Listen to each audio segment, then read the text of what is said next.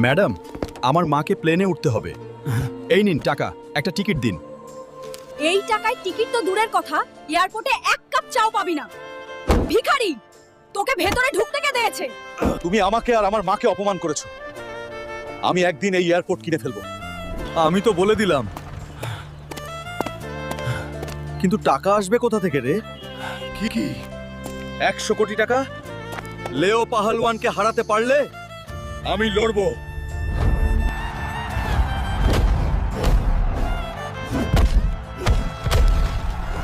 বন্ধুরা, তাড়াতাড়ি লাইক আর সাবস্ক্রাইব করো, তাহলেই আমি শক্তি পাবো।